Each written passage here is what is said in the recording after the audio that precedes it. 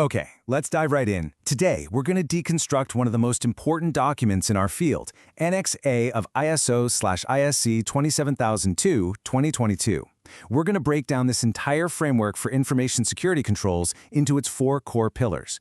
You'll get a really clear, structured view of how it all hangs together. But first, before we get into the weeds, let's make sure we're all on the same page. What is an information security control? Well, at its core, it's just a measure that modifies risk.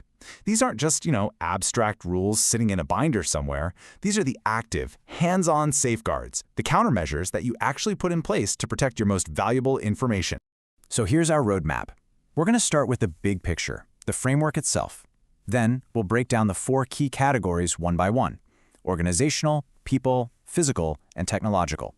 And we'll wrap it all up by seeing how they come together to form a single, unified defense. Right, so the standard organizes all of its controls into 4 distinct but really deeply interconnected themes. You can think of them like the 4 legs of a table. If one is weak or wobbly, the whole thing becomes unstable.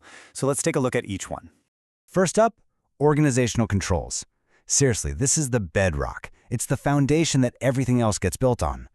These controls set up the high-level management stuff, the policies, the governance, basically the rules of the road for the entire security program. If you neglect this, you just get chaos, even if you have the best tech in the world. And wow, this is by far the biggest category. We're talking 37 distinct controls. What's so wild about this is just how comprehensive it is. It covers everything from the highest level company policies right down to the nitty-gritty of managing your suppliers. Now, instead of listing all 37, because that would put us all to sleep, we're going to group them by theme to make it all make sense. So instead of getting lost in the details, you can see how they form these logical clusters. It all starts at the top with governance and policy. That's management, setting the direction. Then you've got asset management, because you can't protect what you don't know you have, right? From there, it moves to your partners with supplier relationships, and then planning for when things go wrong with incident management. And kind of wrapping around all of it is compliance, making sure you're meeting all your legal and regulatory duties. This is the blueprint for the entire system.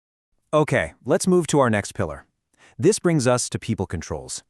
You can have the best policies in the world, but they're totally useless if the people who are supposed to follow them aren't on board. This whole section is about securing what's often the most unpredictable element, the human layer. And let's be honest, phishing attacks prove every single day that this can be your biggest vulnerability. And this quote from Control 6.3, it just nails the philosophy here.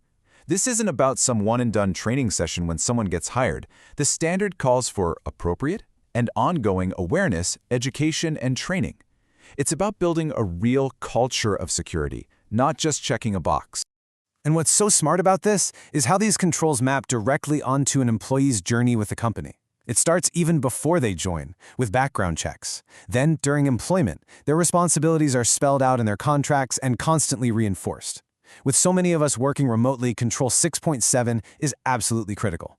And it doesn't just stop when they leave. Control 6.5 makes sure that responsibilities like confidentiality stick around even after they've moved on. Okay, from the human layer, we move to the physical world. This 3rd pillar is all about protecting the stuff you can actually touch. The buildings, the equipment, the servers, any physical asset.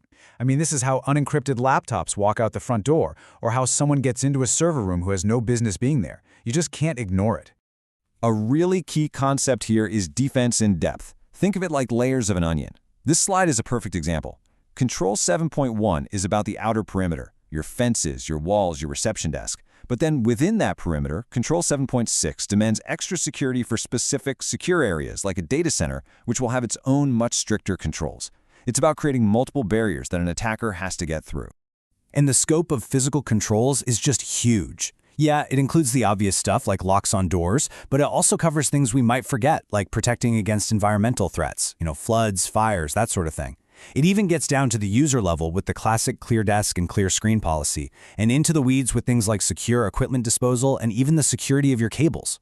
Every physical piece is part of the puzzle. And now for our final pillar, technological controls.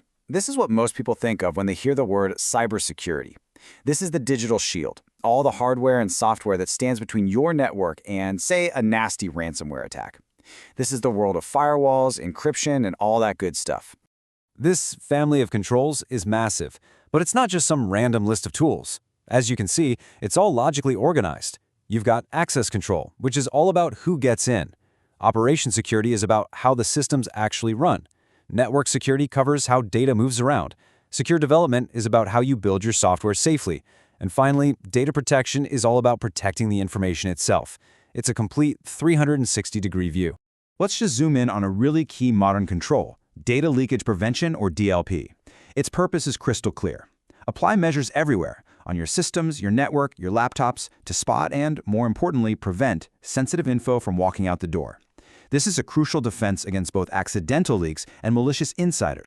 In this quote from 828, this highlights a massive change in how we think about security. It's not enough anymore to just build a big wall around your applications. Security has to be baked in from the very start. This shift-left approach, building security in throughout the entire development process, is just fundamental to modern tech controls. So, we've walked through all 4 pillars. But here's the most important thing to remember. These are not separate silos. The real power of this framework is how they all connect and support each other to create a single, strong defense. And that really gets to the heart of it all. Technology is essential, but it is not a silver bullet. You can have the best tech in the world, but it means nothing without strong policies to guide it, trained people to use it right, and physical security to protect the hardware it runs on. Real security is a balanced, interconnected system. This is what a truly resilient information security management system looks like. It's built on 4 strong pillars that reinforce each other. The policies from the organizational pillar guide the training for the people pillar. The physical controls protect the servers that run the technological controls. You see? Each one absolutely depends on the others to work. So I'll leave you with this to chew on. As attackers get smarter and threats evolve, we're talking AI-powered attacks and all the rest, which of these 4 fundamental pillars, organizational, people, physical, or technological, do you think will need the most radical reinvention to keep us all secure in the future?